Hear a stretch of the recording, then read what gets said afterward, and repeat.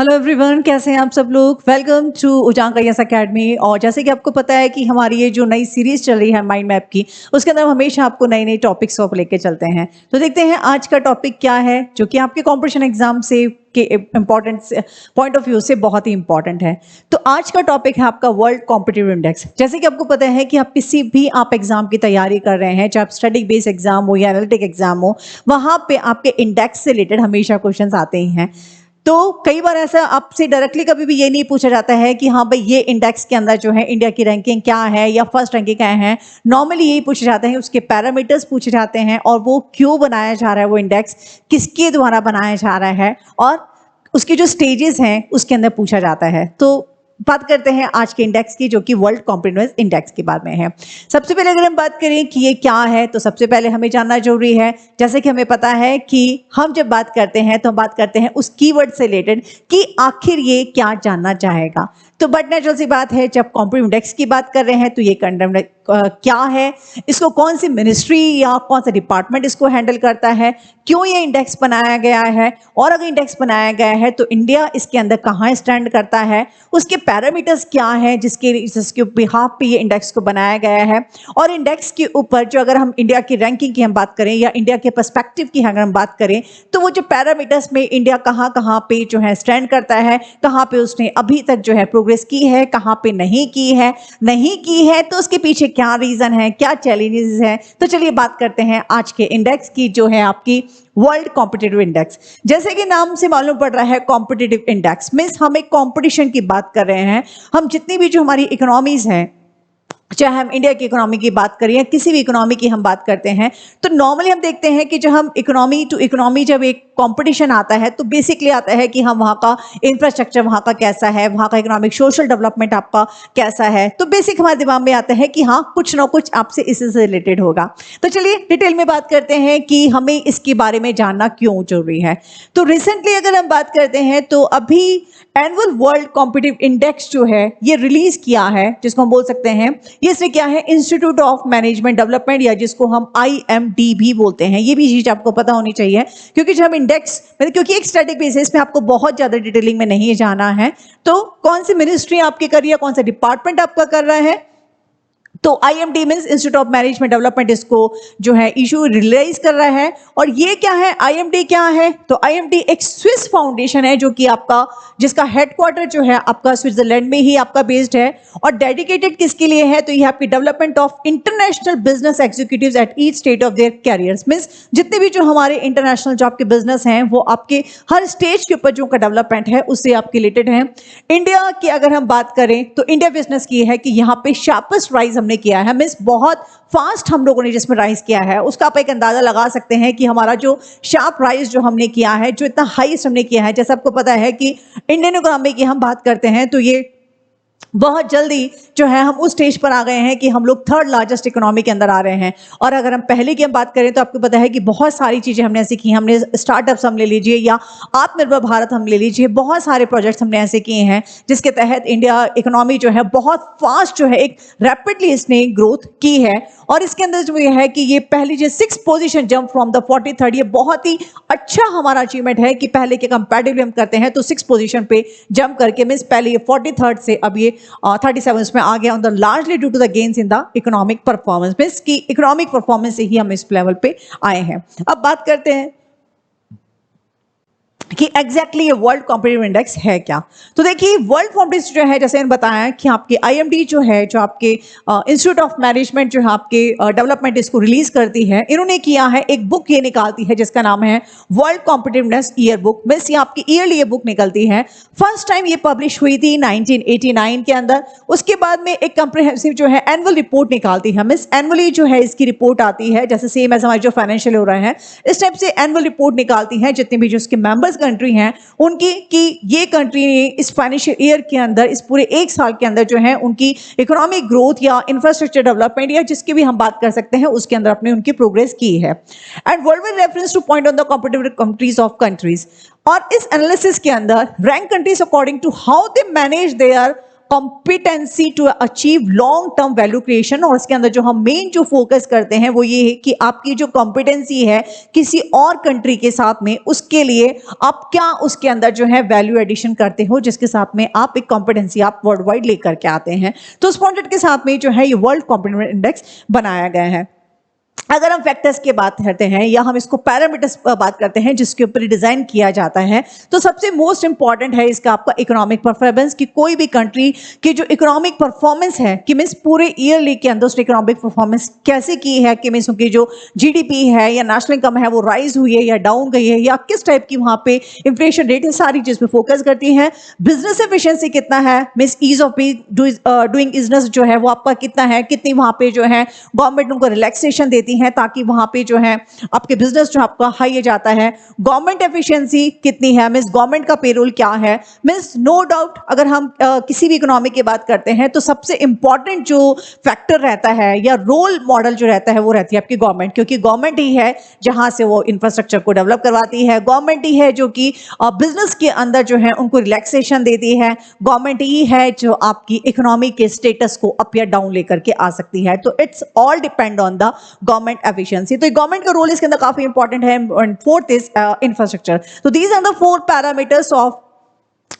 ये जो आपके कॉम्पिटिटिव इंडेक्स है, मींस आपका इंफ्रास्ट्रक्चर, आपकी इकोनॉमी, आपका जो आपकी इकोनॉमिक एफिशिएंसी परफॉर्मेंस, आपका बिजनेस, आपका गवर्नमेंट रोल और आपका जो है आपका लास्ट इंफ्रास्ट्रक्चर, राइट। तो ये 4 आपके पैरामीटर्स हैं। अब अगर हम बात करते हैं कि ये जो हमारे 4 पैरामीटर्स की हैं, मींस अगर हम इंडिया के पर्सपेक्टिव में अगर हम बात करें इन चारों पैरामीटर्स की कि हमने इन पैरामीटर्स के अंदर कहां पे किस स्टैंड पे हमने किया है। तो सबसे पहले अगर हम बात करते हैं इकोनॉमिक परफॉर्मेंस की, तो हमने बहुत अच्छा जो है हमने इंप्रूव किया है। मींस 21 से 21 अगर इस लास्ट ईयर से हम कंपेयर करते हैं तो 37 रैंक से हम 28 आए हैं। तो इट शोज कि हम लोगों ने कितना इकोनॉमिक राइज किया है। मींस ये वो सिचुएशन थी जब हमें कोविड के टाइम हम लोग ये कर रहे थे, हमारी जो है लॉकडाउन चल गया था, हमें पता है कि कैसे इकोनॉमिक जो है पूरी एक्टिविटीज जो है रिसेशन पे जा रही थी, उसके बावजूद हम लोगों ने इतना उसके अंदर अचीव किया है। तो it's a very good sign. Government efficiency की बात करें तो ये भी काफी इंप्रूव हुआ है, जो लास्ट ईयर से एक पायदान करके ऊपर आया है, मींस 46 टू 45 रैंक पर आया है। बिजनेस एफिशिएंसी की बात करें तो ये बहुत ही अच्छा हमारा इंप्रूवमेंट किया है, जो 32 से 23 रैंक पर आया है। तो इसका हम अंदाजा लगा सकते हैं कि इसका जो मेन रीजन है वो आपके स्टार्टअप्स। इतने ज्यादा हमारे गवर्नमेंट ने जो है स्टार्टअप स्टार्ट किए हैं, हर चीज के अंदर करे हैं। आपकी स्किल प्रोफिशिएंसी ले लीजिए, स्टार्टअप्स ले लीजिए। आपको ध्यान है कि भी थोड़े दिनों पहले ही न्यूज में आया था कि किस टाइप से जितने भी जो यूनिकॉर्न्स हैं उनको एक बहुत ही एक अलार्मिंग सिचुएशन उनके लिए आ गई है कि इंडिया के स्टार्टअप्स इतने ज्यादा हो गए हैं कि बाहर की यूनिकॉर्न्स के लिए एक बहुत ही खतरा वो बन रहे हैं। तो ये हम कह सकते हैं कि बिजनेस एफिशिएंसी ये हमारे यहाँ पे बहुत अच्छी है, चाहे स्टार्टअप्स की बात करें या स्किल इंडिया की हम बात करें या आत्मनिर्भर की हम लोग इंडिया की हम लोग बात करें, तो बहुत सारे प्रोजेक्ट्स हैं, बहुत सारी हमारे गवर्नमेंट के इनिशिएटिव्स हैं जिसके कारण से हमने इसको किया है। और जो कह सकते हैं कि जब बिजनेस की बात आती है तो ईज ऑफ डूइंग बिजनेस का हम नाम नहीं बोले तो ऐसा हमारा हो नहीं सकता है। फोर्थ आपका infrastructure, it on the other hand saw no changes. यहां पे थोड़ा सा हम लोग का जो है कांस्टेंस रही है, मींस पिछले लास्ट टाइम भी जो है हमारा ये 49 रैंक पे था और अभी भी हमारा सेम पर ही है। इंडिया की वीकनेस थोड़ी सी हम बता रहे हैं, जैसे हमने देखा कि आपकी इकोनॉमिक परफॉर्मेंस हो गया या गवर्नमेंट एफिशिएंसी हो गया या बिजनेस एफिशिएंसी होगा, तो जहां इन तीनों के अंदर हमने एक बहुत हाई स्केल हाई रैंक हमने प्राप्त की है, लेकिन यहां पे कुछ चैलेंजेस है जहां पे हमारी वीकनेस हमारी रही है। तो वीकनेस हमारी जो मेन है वो है आपकी India include the managing trade डिस्क्रप्शन and energy security. Means हमें जैसे पता है कि एनर्जी सिक्योरिटी का भी, जैसे कोल का अभी थोड़े दिनों पहले काफी चल रहा था कि हमारे जितने भी जैसे हम सस्टेनेबल डेवलपमेंट गोल्स की तरफ हम जा रहे हैं, एनर्जी जितनी भी है हमारे उसको हमें रिड्यूस करना है, फॉसिल फ्यूल्स पे हमारी डिपेंडेंसी कम करनी है, टेक्नोलॉजी के अंदर थोड़ी सी हमारी लैकिंग है। तो बहुत सारी ऐसी चीजें हैं जो हमारा एक वीक पॉइंट है। वहां पे आकर के हम ये कह सकते हैं कि जो आपका इंफ्रास्ट्रक्चर वाली चीज जो है वो आपकी एक कॉन्स्टेंट हो गई है, उसके अंदर हमने रैंक इंप्रूव नहीं की है। तो मेन है आपका एनर्जी सिक्योरिटी हो गई। उसके साथ में हमें ये भी करना है कि जीडीपी ग्रोथ रेट जो है उसको भी हमें एक मेंटेन करके रखना है, उसको भी हमें नहीं लाना है, क्योंकि जैसे हमें पता है कि अभी आपका जो पोस्ट पेंडेमिक जो पीरियड है उसके अंदर हमें एक तो भी हमने, जैसे मैंने आपको थोड़ा टाइम पहले भी आपको बताया था कि तो भी हमारी उसके अंदर पोस्ट पेंडेमिक के बाद भी हमारी इकोनॉमी की जो जीडीपी है वो काफी अच्छी वाली राइज की है, जो हमने कभी तक एक्सपेक्ट नहीं की थी। मीन्स कि रेदर देन कि हम लोग, जो लॉकडाउन हुआ था, सारी इंडस्ट्रीज बंद हो गई थी, चाहे किसी भी छोटी से छोटी इंडस्ट्री की बात करिए, उसके बावजूद भी हमने जो मेंटेन करके रखी है वो एक बहुत बड़ी बात हम लोगों के लिए है। दूसरी बात,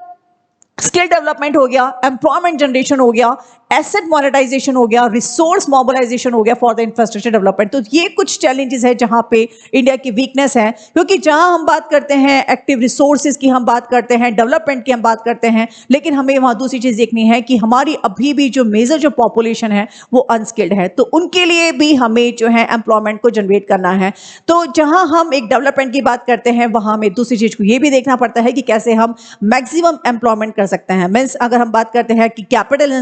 इंटेंसिव या लेबर इंटेंसिव, तो हमें यहाँ पे भी लेबर इंटेंसिव को ही फोकस करना पड़ता है। तो ये कुछ फीचर्स है हमारे, जिनकी वजह से हमारी इंडिया की थोड़ी सी वीकनेस है, लेकिन नो डाउट इन सब चीजों को भी हम बहुत जल्दी जो है कवर अप कर लेंगे। अगर हम रीजंस की गुड परफॉर्मेंस की बात करें, तो जहां हम वीकनेस की बात कर रहे हैं कि हमारे यहाँ पे पॉवर्टी है या अनएम्प्लॉयमेंट है या स्किल डेवलपमेंट है, एनर्जी क्राइसिस है, तो नो डाउट जहां हमारे,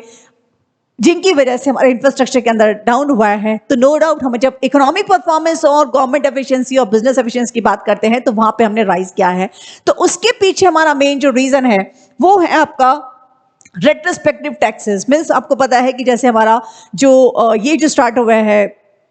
जितने भी जो आपके जीएसटी वगैरह स्टार्ट हुए हैं, नो डाउट पहले सब कह रहे थे नहीं होगा, तो इतना जो हमने जो टैक्सेस को बंद करके जो एक सिंगल जो हमने टैक्स किया है वो काफी इंप्रूवमेंट है। री regulation of number of sectors including the drone, ये हमारी बहुत बड़ी हमारी जो है एक एडवांस है कि ड्रोन टेक्नोलॉजी जो अभी तक किसी की नहीं थी, और अभी नो डाउट हम उस लेवल पे आ चुके हैं कि हम बहुत जल्दी ड्रोन इंडस्ट्री के अंदर जो है एक नंबर 1 उसके अंदर आने वाले हैं, कि मीन्स इंडिया के जैसा जो है ड्रोन एक हब यहाँ पे बन जाएगा। ऐसा कोई सेक्टर नहीं है, चाहे हम एग्रीकल्चर की बात करें, हम एजुकेशन की हम बात करें, हम इंफ्रास्ट्रक्चर की बात करें, हेल्थ सेक्टर की हम बात करें, ऐसा कोई सेक्टर नहीं है जहां हमने ड्रोन इंडस्ट्री को हम लेकर के नहीं आए हैं। अभी जैसे मैंने आपको थोड़े दिन पहले ही बताया था, जब ड्रोन पॉलिसी मैंने आपको बताई थी, न्यू ड्रोन पॉलिसी, कितने ड्रास्टिक चेंजेस जो है हमने न्यू ड्रोन पॉलिसीज के अंदर हमने किए हैं। उसके साथ में अगर हम एक जियो स्पेशल मैपिंग भी हम उसके अंदर देख सकते हैं। हमें पता है कि इंडिया एक ऐसी जगह है जहां पे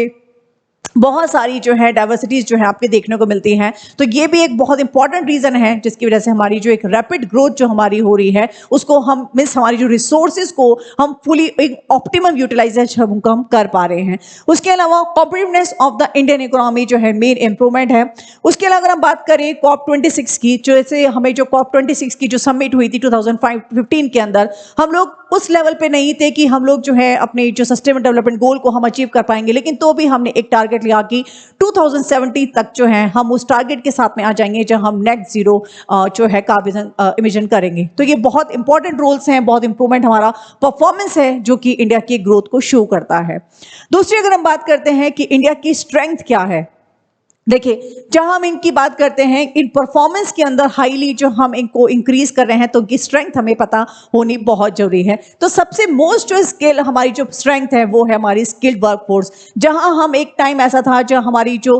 पॉपुलेशन थी उसको हम एक लायबिलिटी समझ रहे थे, अब वो पॉपुलेशन जो है हमारी स्ट्रेंथ बन गई है, और उसको हमने एक एज अ पॉपुलेशन नहीं, हम उनको एक एज अ ह्यूमन कैपिटल हम उसको अब जो है हमको यूटिलाइज कर रहे हैं। तो this is the most strength कि हमारे यहाँ पे स्किल वर्कफोर्स हो गए हैं, कॉस्ट कॉम्पिटिटिवनेस हमारे यहाँ पे हो गई है, और मोस्ट इंपॉर्टेंट हमारी जो इकोनॉमी के अंदर एक डायनेमिज्म आस्मा आ गया है। Education level and open positive attitude, आपको पता है कि जितनी भी हमारी इकोनॉमीज की हम बात करते हैं, तो जहां हम एक कम्युनिकेशन की स्किल की बात करते हैं, तो नो डाउट इंडिया की कमर्शियल स्किल के आगे कोई भी टच नहीं हो सकता है। दूसरा, जितने भी जो आपके कॉम्पिटिटिवनेस के लिए जो गवर्नमेंट ने जो स्टेप्स उठाए हैं वो बहुत ही इंपॉर्टेंट रोल प्ले करते हैं। और मैन्युफैक्चरिंग कैपेसिटी की अगर हम बात करें तो बहुत ही इंपॉर्टेंट है, जैसे हम हर चीज जो है अब आपके मेक इन इंडिया के तहत की जाती है, सेल्फ लाइन इंडिया के तहत की जाती है। हमारी जो डिपेंडेंसी है आपके इम्पोर्ट्स या इम्पोर्ट्स के ऊपर, वो हमारी कम होती जा रही है, हम ज्यादा से ज्यादा एक्सपोर्ट कर रहे हैं, और जो चीजें हम इम्पोर्ट कर रहे थे तो हमारी फॉरेन करेंसी जो है वो भी आपकी कम हमारी जा रही है, और हम एक सेल्फ लाइन हम बनते जा रहे हैं, मेड इन इंडिया के तहत हम सब कुछ बनाते जा रहे हैं, और मोस्ट इंपॉर्टेंट जो एक अनएम्प्लॉयमेंट रेट है उसको भी आपको रिड्यूस करते जा रहे हैं। मोस्ट इंपॉर्टेंट जिसको हम नहीं भूल सकते हैं वो है आपकी PLI स्कीम, जो कि बहुत इंपॉर्टेंट है, जो कि जब ये इनिशिएटिव इसका लिया गया था सिर्फ 13 सेक्टर्स में लिया गया था, अब उसके अंदर और आपके बढ़ते जा रहे हैं। तो इस इंडस्ट्रीज को या PLI स्कीम को हम नहीं भूल सकते हैं, जो कि गवर्नमेंट का एक बहुत ही अच्छा इनिशिएटिव है, या जिसके कारण हम कह सकते हैं कि हम वर्ल्ड कॉम्पिटिटिव इंडेक्स के अंदर अगर हम इस लेवल पे हैं तो ये उसके पीछे एक बहुत ही इंपॉर्टेंट फैक्टर है। नेक्स्ट है आपके टेक्नोलॉजिकल एडवांसमेंट, मींस जिसके अंदर हम DOT हम यूज कर रहे हैं, means India department of telecom. ये इसके अंदर एक 6 टास्क फोर्स है जो कि आपकी 6G टेक्नोलॉजी को लेके आ रहा है। अभी थोड़े दिनों पहले ही मैंने आपको बताया था कि किस टाइप से आपके 5G टेक्नोलॉजी को हम ऑप्ट कर रहे हैं और हम बहुत सारी चेंजेस उसके अंदर हम करने वाले हैं। मिनिस्ट्री ऑफ एक्सटर्नल अफेयर्स की हम बात करते हैं तो आपका नेक्स्ट इसके अंदर बहुत इंपॉर्टेंट है, तो it's a new emerging and strategic technology, जहां पे हम नई नई टेक्नोलॉजीज को हम लेकर के आ रहे हैं। अब अगर हम बात करते हैं ग्लोबल परफॉर्मेंस की, जहां यहां देखा हमने कि किस टाइप से हम इंडिया की स्ट्रेंथ जो है वो day by day rank increase होती आ रही है। इंडिया की स्ट्रेंथ को हमने देखा, इंडिया की जो वीक पॉइंट है उसको देखा, उसकी जो प्लस पॉइंट है उसके साथ में देखा। अगर हम देखते हैं कि अब इंडिया के बाद में ग्लोबल वर्ल्ड के अंदर हमारी क्या पहचान है, तो ग्लोबल के अंदर जो है आपकी रैंकिंग में यूरोप जो है, यूरोप की अगर हम बात करें तो डेनमार्क जो है वो top of the 63 nation list के अंदर आ रहा है, जहां पे 3rd पोजीशन पे लास्ट ईयर था वो अभी इंक्रीज हो गया है। सेकंड आपके स्विट्जरलैंड जो है वो आपके स्लिप हो गया है टॉप रैंकिंग से, और सेकंड पोजीशन है आपके सिंगापुर। एशिया की में हम बात करें, एशिया कॉन्टिनेंट की हम बात करें तो टॉप 3 परफॉर्मेंस में आपके आ रही हैं। नंबर 1 है आपके सिंगापुर, सेकंड है आपका हांगकांग जो कि 5th रैंक के साथ में है, ताइवान 7th रैंक के साथ में, चाइना 17th रैंक के साथ में, और ऑस्ट्रेलिया आपकी 19th रैंक के साथ में। अदर्स कॉन्टिनेंट्स की अगर हम लोग बात करते हैं तो वहां पे Russia and Ukraine were not जो है assessed in this year edition due to the limited reliability of data collect, वहां से नहीं आया था इसलिए हमने नहीं किया। तो ये थी हमारी कुछ रैंकिंग वर्ल्ड की भी, और इंडिया के पर्सपेक्टिव से हम लोग इस वर्ल्ड कॉर्पोरेट इंडेक्स में कहाँ स्टैंड करते हैं, किस रीजन से स्टैंड करते हैं, क्या हमारी वीकनेस है, क्या हमारी स्ट्रेंथ है। तो ये था इसके बारे में। आई होप आपने इस सेशन को एंजॉय किया होगा। उसके साथ ही हम आपको कुछ बता दें कुछ नए कोर्सेज के बारे में जो कि आपके बात में बहुत इंपॉर्टेंट है। तो ये है आपका इस बैच के बारे में। देखिए, तो आपके लिए जैसे हमें पता है कि उजांग आईएएस एकेडमी पहचानी जाती है अपने कॉन्सेप्टर बैच के लिए, जो कि बहुत बहुत इंपॉर्टेंट है, जो कि एक 2 ईयर आपका प्रोग्राम है। जैसे भी आपका 12th का रिजल्ट आने वाला है, और जो भी स्टूडेंट्स चाहते हैं कि हमें कॉम्पिटिशन एग्जाम की तैयारी करनी है, यूपीएससी एग्जाम की तैयारी करनी है, देन बिना सोचे समझे you can go with the concept batch, जो कि आपका 2 इयर्स का बैच है, जहां पे हमारी आपके बिगनिंग से लेकर एडवांस लेवल तक से लेकर इंटरव्यू लेवल तक की आपकी प्रिपरेशन कराई जाती है, सिर्फ इस 2 साल के अंदर, जहां हम पढ़ाएंगे नहीं, आपको बनाएंगे। उसके साथ ही अभी जिन स्टूडेंट्स का टारगेट है कि हमारी ग्रेजुएशन कंप्लीट हो चुकी है, हमारी फाउंडेशन स्टॉक हो चुके हैं, और हमारा टारगेट है 23 के अंदर हमारा टारगेट हमें यूपीएससी फाइट करना है, तो उनके लिए बहुत ही एक एक्सक्लूसिव बैच जो है ये बनाया गया है, जो कि आपका हाइब्रिड, और इस तरह का बैच आपको कहीं पे भी नहीं देखने को मिलेगा। हाइब्रिड बैच को मैं इन शॉर्ट अगर समझाऊं तो ये लेवल 2 यहाँ पे 1 और 2 रह के चलते हैं, जहां पे हम ये नहीं कि आप एज अ बिगनर हैं, आपको पहले आपको ये पढ़ना पड़ेगा फिर आपको एडवांस पढ़ना पड़ेगा। यहाँ पे आपके साइमल्टेनियसली मींस आपके टाइम के इंपॉर्टेंस को देखते हुए, क्योंकि आपके पास में आप टाइम नहीं है, आप उस कम टाइम के अंदर आप एक साथ दोनों लेवल की पढ़ाई आपकी कर सकते हैं। मींस आपकी बिगनिंग भी, आपकी एक स्टार्टिंग भी, और उसी चीज को हम एकदम एडवांस साथ में लेके जाके हम आपको पढ़ा सकते हैं। टाइम भी सेव होगा, लेकिन नो डाउट क्योंकि आपको 1 साल के अंदर आपको पढ़ाई करनी है, तो थोड़े से इसकी टाइम आवर्स जो हैं वो भी आपकी ज्यादा होगी, बट नो डाउट जब हम मेहनत करते हैं तो रिजल्ट हमारा आते हैं। तो ये जिन स्टूडेंट्स का टारगेट है कि आपका 2023 में देना है, तो बिना सोचे समझे आप इस बैच को ज्वाइन कर सकते हैं, और बाकी जानकारी के लिए आप काउंसलर से बात कर सकते हैं। और इस बैच के साथ में, क्योंकि आपको ये बैच जो है आपका प्रीलिम्स प्लस मेंस और इंटरव्यू सारी तैयारी आपकी एक सिंगल बैच आपकी ये करवा देगा। लेकिन जिन स्टूडेंट्स को लगता है कि नहीं हम लोग अभी और 24 के अंदर हमें देना है, तो नो डाउट करंट अफेयर्स को ज्वाइन करना और आंसर राइटिंग करना बहुत जरूरी है, क्योंकि नो डाउट हम लोग को आता है, लेकिन मेन प्रॉब्लम होती है हमारी आंसर राइटिंग के अंदर, हमारी प्रेजेंटेशन में, जो कि एक एवरेज से टॉपर तक का एक डिफरेंस क्रिएट करते हैं। तो आप आंसर राइटिंग जो है, जो कि उजांग सर की मैजिकल ट्रिक्स जो हैं 20 मैजिक, उनके साथ में आप जा सकते हैं। बैच स्टार्ट हो चुका है, लेकिन आप अभी भी इसको ज्वाइन कर सकते हैं, अभी भी रजिस्ट्रेशन इसका ओपन है। उसके साथ में ऑप्शनल हब हम लोगों ने स्टार्ट किया है, बहुत सारे ऑप्शनल हम लोगों ने स्टार्ट कर दिए हैं। स्टूडेंट्स का रहता है कि हम एक ऑप्शनल हम यहाँ से पढ़ रहे हैं, एक ऑप्शनल हम वहाँ से कर रहे हैं, हम मेन्स यहाँ से कर रहे हैं। अब आपको कहीं भी जाने की जरूरत नहीं है, अगर आप हमारे कॉन्सेप्ट बैच के साथ में हैं, हाइब्रिड बैच के साथ में है, किसी भी बैच के साथ साथ में या नहीं भी हैं तो भी आप ऑप्शनल के साथ में हमारे साथ आ सकते हैं, जहां पे ऑनलाइन और ऑफलाइन दोनों ऑप्शनल क्लासेस आपकी चल रही हैं। ऑफलाइन के लिए हमारी जो करोल बाग ब्रांच है वहां पे आप ज्वाइन कर सकते हैं, ऑनलाइन आप कहीं से भी ज्वाइन कर सकते हैं, जहां पे सोशियोलॉजी, हिस्ट्री और एंथ्रोपोलॉजी भी स्टार्ट हो चुके हैं, तो आप कॉलर से बात कर सकते हैं। एनसीईआरटी आंदोलन बहुत इंपॉर्टेंट है और इस टाइप का हमें पता है कि हमारी एक स्पेशलिटी है हमारी एनसीईआरटी आंदोलन की। जो अभी जो स्टार्ट हुआ है वो है आपका तमिलनाडु हिस्ट्री, जो कि अभी तक कोई नहीं पढ़ा रहा है। अगर हम तमिलनाडु हिस्ट्री की हम बात करते हैं तो हमें पता है कि तमिलनाडु की जो बुक्स होती हैं नॉर्मली आपके इंग्लिश में होती है, लेकिन नॉर्थ ईस्ट के या अदर स्टेट्स के लोगों को लगता है कि इंग्लिश में है या रीजनल लैंग्वेज में हम कैसे पढ़ें, तो उनके लिए प्रॉब्लम दूर हो गई है, क्योंकि उजांग खुद जो है आपकी तमिलनाडु हिस्ट्री को पढ़ा रहे हैं। तो ये सारी बैचेस थे जो आप ज्वाइन कर सकते हैं। और उसके अलावा मोस्ट इंपॉर्टेंट है कि अगर आपके कोई भी ब्रदर सिस्टर जो है आपके स्कूल गोइंग स्टूडेंट्स प्रोजेक्ट से हैं, तो आपको पता है कि उजांग गाइस एकेडमी पहचानी जाती है अपने इनोवेशन के लिए। और आपको पता है कि जैसे अभी श्रुति शर्मा जी का रिजल्ट था, उसके अलावा ये सारे श्रुति शर्मा जी हैं, मिनी शुक्ला जी हैं, कृष्ले जी हैं, सुविके जी हैं, इन दोनों से आप अभी मिल जुल चुके हैं संडे को सेमिनार के अंदर। और आप चाहते हैं कि नहीं, आप भी स्कूल गोइंग स्टूडेंट हैं और आप चाहते हैं कि नहीं हमें हमारी स्टार्टिंग से ही हमारी तैयारी ऐसे करनी है, तो अब हमने स्टार्ट किया है 9 to 12 उजांग पढ़ाई वाला नया प्रोजेक्ट, एक नया इनिशिएटिव जो कि आप कभी भी ज्वाइन कर सकते हैं, कहीं से भी कर सकते हैं, ऑनलाइन और ऑफलाइन दोनों है। अगर आप ऑनलाइन ज्वाइन कर सकते हैं तो राजस्थान से उदयपुर सेंटर से, अगर आप ऑफलाइन ज्वाइन करना है मीन्स आपके उदयपुर और आपके गोरखपुर 2 सेंटर से हैं, ऑनलाइन आप कहीं से भी ज्वाइन कर सकते हैं, जहां पे 9, 10, 11, 12 चारों आपका पढ़ाई जाएंगी। और अगर मैं बात करूं इसकी